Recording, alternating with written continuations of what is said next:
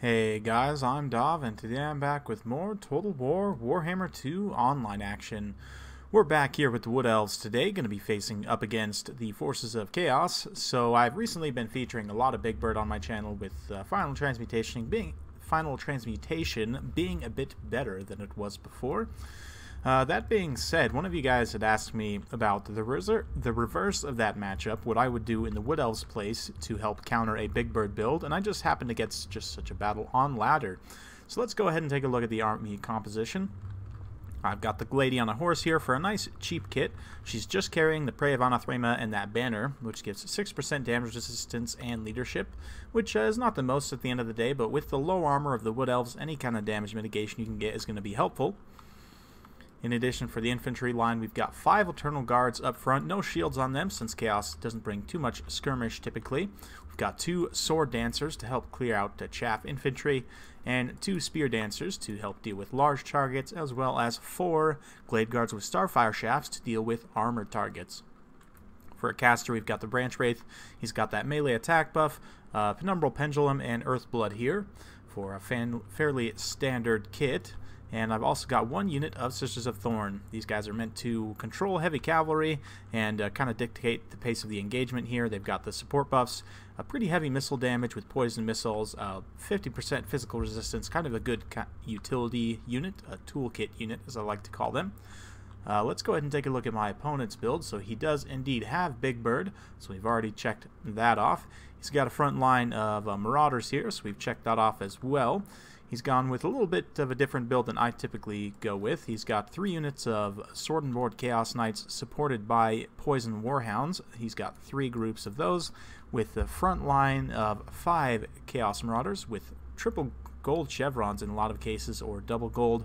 We've also got 3 Aspiring Champions, and of course Big Bird looks like he's carrying all 3 damage spells, so Final Transmutation, Gehenna's Golden Hounds, and Searing Doom. So let's go ahead and kick the battle into full gear and watch it unfold. First things first, going to be kind of doing some control type maneuvering, trying to bait my opponent out into engagement here or possibly here, where I can then fire in with the Starfire Shafts and also use the Spears to collapse. Likewise, doing the same thing over here with the Sisters of Thorn. They're going to actually be able to do some pretty solid amount of damage, especially to the Hounds, but even to the Chaos Knights themselves. Although they don't do the most AP, like they don't have AP in their tooltip, they still have great overall missile damage, and 10 AP is nothing to sneeze at. It can definitely do some damage against armored targets. You can see those Chaos Knights are going to be taking some damage. My goal is to kind of bait them into engagement right in this area so that I can then collapse with the spears here. My opponent's going to oblige by going ahead and just charging straight into my spears here, which basically I'm immediately going to put these guys into melee mode and just counter charge to fix all these units in place. We're going to turn and fire with the Glade Guards with Starfire Shafts. Of course, Big Bird does have that heavy missile resistance. It's worth noting, though, that Glade Guards no longer do fire damage, at least the Starfire Shafts and the Hagbane tips. But even still, Big Bird does have missile resistance, so you don't want to waste your fire shooting into him if your opponent has armored targets like these Chaos Knights with lances, or like I like to bring, the Chaos Chariots. They're going to be a much better target to shoot at. You can see dropping some fire already on them on this side. My opponent was in kind of this column formation, so we decided to Prey of Anathrema him. Honestly, I'm going to be dispatching this unit of War Dancers here, which is a little bit of a mistake. I should have just kept him on station here. But basically, we're just going to kind of brace for the charge for the most part. No need to really countercharge with the Eternal Guard. We're not missing out on too much charge bonus there.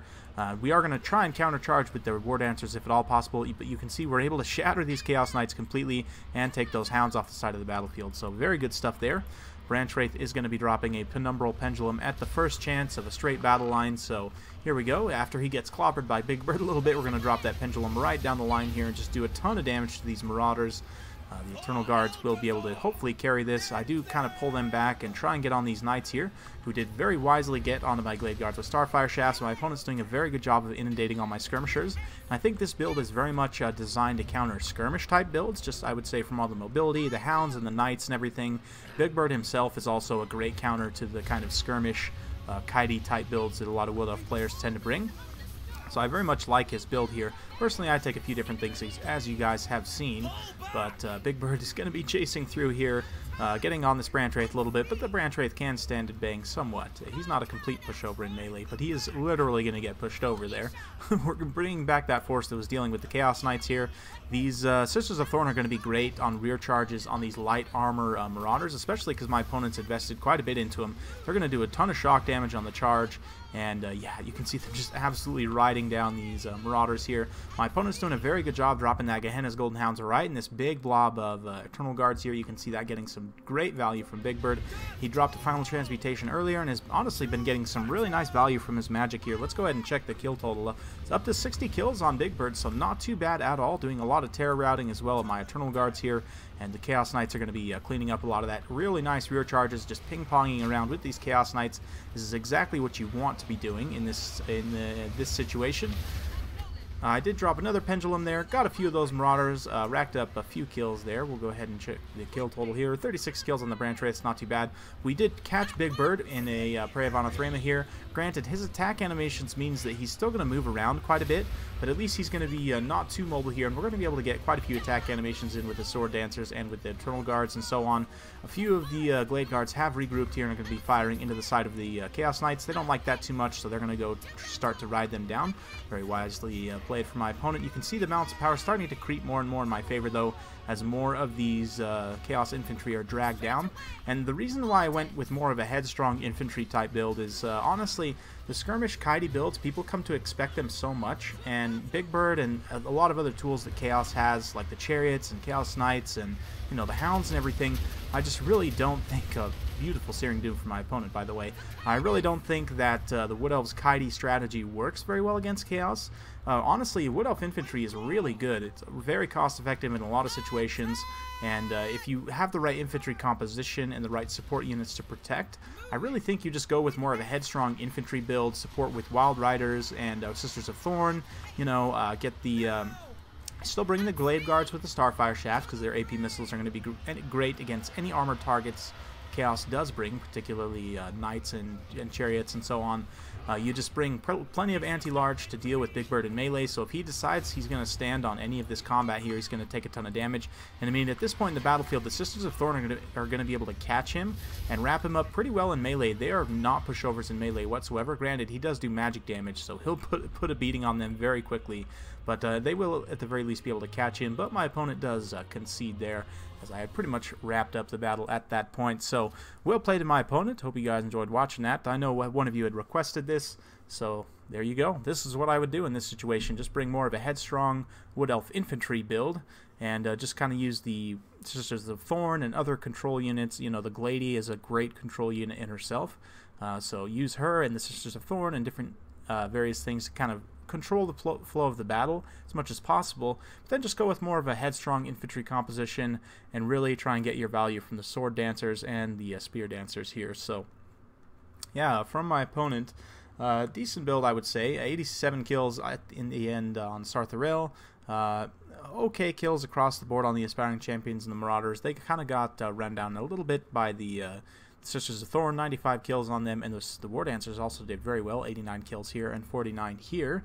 The Chaos Knights with Lances, 2 of them didn't pay off, but this one you can see that got loose in the back line. 89 kills on the XP Chevron, mostly shut down my Glade Guards with Starfire Shafts. They got a few solid volleys in certain situations, but for the most part just shutting them down completely. The Hounds definitely helped in that aspect as well.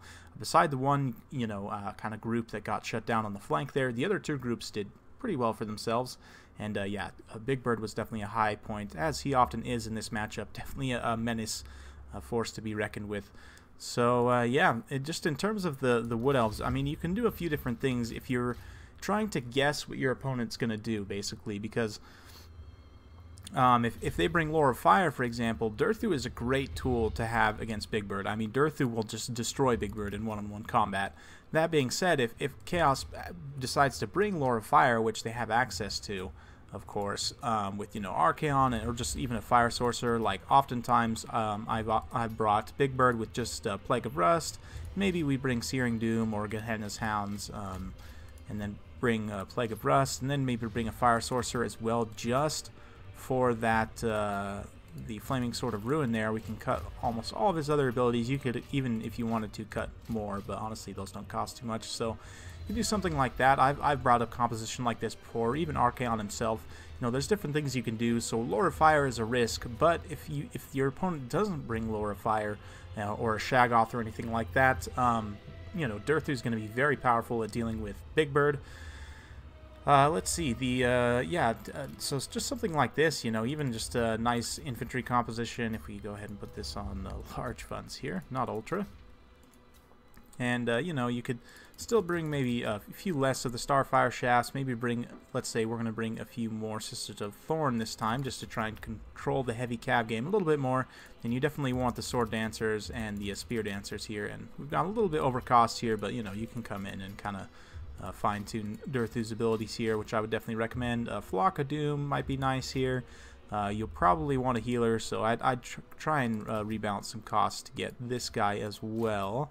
Penumbral Pendulum is a nice one, but if we don't have the spend for it, I mean, we're really close at this point, so you can see how you could kind of play with some abilities here and make it work for the most part. So Durthu can be a solid option here. Honestly, the Glady with the Prey of Anathrema is probably the most competitive choice, but Durthu can be fun. Orion can be pretty good too himself.